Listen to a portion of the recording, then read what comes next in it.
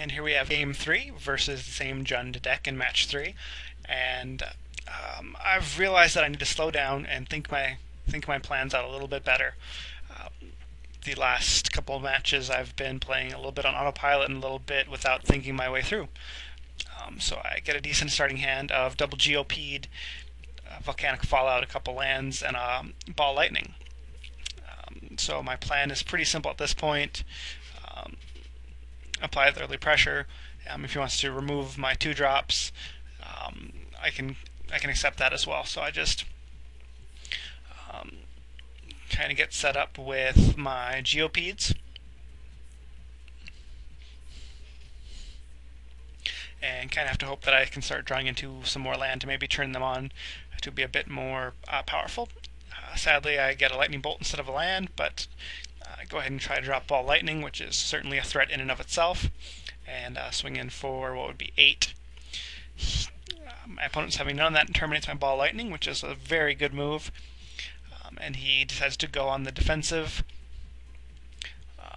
and drops a Sprouting Thronax, which is pretty good unless I happen to top deck a fetch land, in which case I can now clear his board, deal 2 damage to both of us, and swing in for 10, which is the plan I execute. This was a good play. I could have gone a couple different routes. Either I could have Earthquaked for 2 or Volcanic Fallout for 2, but the way it looked, I wanted to have the flexibility of the Earthquake just in case. And so I go ahead and swing in with 10 damage. He's at 1 life at this point. And now my next play is to probably just swing in with my creatures. There's no life gain I'm worried about at this point. And I go ahead and pump both to 3 and swing in, so I don't have to play anything out of hand just to keep that mystery.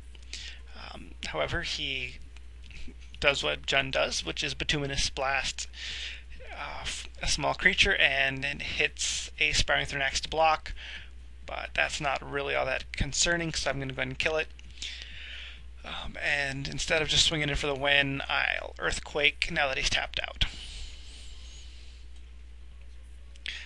And leave nothing to chance, I go for a little extra, which by this point there's nothing really you can do. He's tapped out, and in standard there's nothing really that's to be worried about when your opponent's tapped out.